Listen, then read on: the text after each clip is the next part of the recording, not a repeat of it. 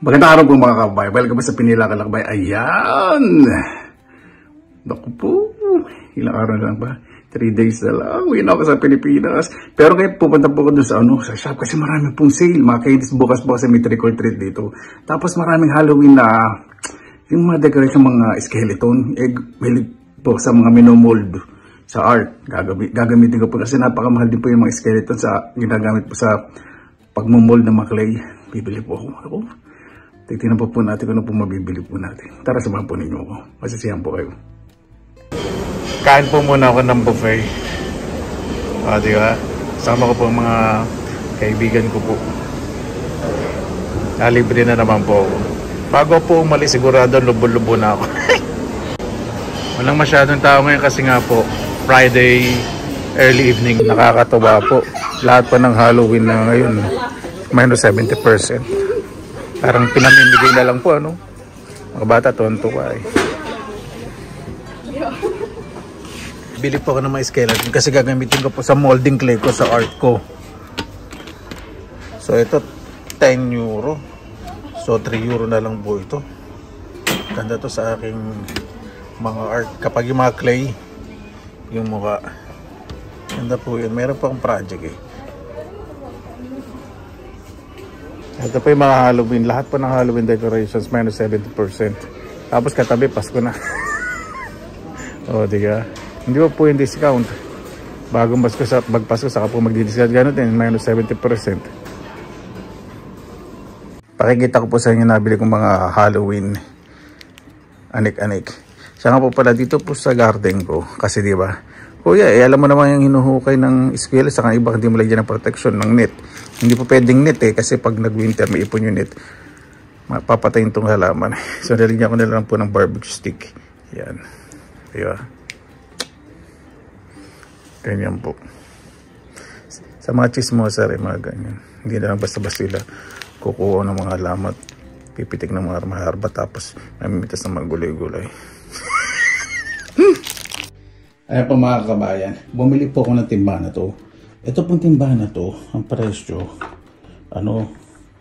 mahigit almost 13 euro. So ngayon 2 euro na lang. Kaya ako binili kasi, gagawin kong taniman ng gulay.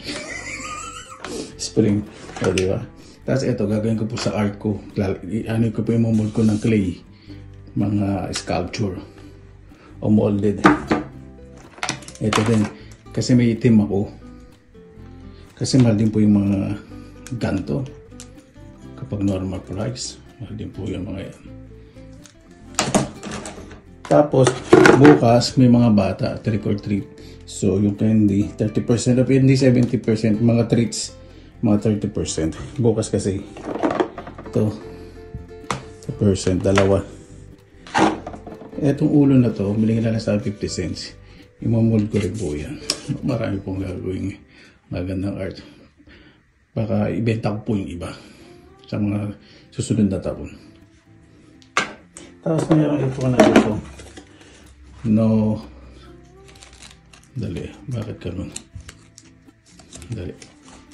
Ito pala nakapokus. Hindi ba nakapokus? Yan. May nabili po akong tatlong no talk, no see. Dapat no hear to eh. Tatlong symbol po yan. So, gagawin ko po yun na sarili kong description. No see, no talk in group chat, pero open arms ang mga busit ng Marites. Kapag magka-grupo, pag magka-grupo, ganyan itsura nila. Hindi po yung no talk. Mano po yung humahagik-gik, pinipigli yung tawa dahil sa chismis. Ito, masaya-masaya sa naririnig niya. Tapos ito, mangyak-ngyak sa chismis. Mangyak-ngyak sa kawalang yan. Yan, yun po yung description yan. Hindi siya nakakatawa naman. Yeah. Pero good quality. 50 cents na lang po isa nito. Pero ang normal price po nito, isang peraso, nasa po yata 3 to 5 euro. Di ba, mahal? So, malaki din po yung timba, dalawa. Bibili dapat ako marami. Kaya lang ibang mga bata kasi Halloween bukas, Baka na walang mabili. Kung naisip ko taniman, maganda rin, di ba? Kapag bumili ko ng taniman na gulay sa summer, napakamahal ng mga ganito. Ito po, may mga itim din na mga taniman. Mga 5 to 10 euro, ito 2 euro na lang, di ba? Eh, presyo po nito, 13 euro na sabi ko ba kanina. Nabili naman ng 2 euro each. Di ba? Ganun po. Talagang improvise po. Ina-upcycle kung saan gagamitin ulit. Di ba? Ito po, tulad po nitong Mother Earth. Yan. Hindi ko po ginamitan po yan ng iskal. Kasi napakamahal din po ng mga iskal sa art shop eh. So, ang ginamitan ko po yan ng foil muna, tapos ng paper. Tapos nag-mold po ako ng clay. Di ba? So, ngayon may iskal na ako. Mas maganda po yung... Pero ito, okay lang po sa akin kasi napaganda po nung finish po na ginawa ko po dito. Di ba? Artistic po ang dating. Sa recycle po ito eh. Katulad po nitong mold ko, itong clay po na yan, sa akin bonsai po. Hindi ko ginamitan ng skeleton, hindi masyadong proportion yung katawan, pero okay lang kasi artistic naman ang dating. So kung gagamitin ko po ng skeleton, mas magiging maganda po yung yung kurba o yung proportion, no? Diba? Ang theme ko po talaga pag gumagawa po ako ng mga clay art, wood, po ito eh, driftwood. Patay na po yan. Ugat ng puno. Nirecycle ko ginagawa pong treehouse. Tapos may nabili yung figurine. Ito, nung napunta po sa Norway, isa naman, galing po sa Sweden. Di ba? Kasi Lego po niya kasi sabi ko nagmamatch. Di ba? Good po. Tapos itong kalabasa, kahoy po ito.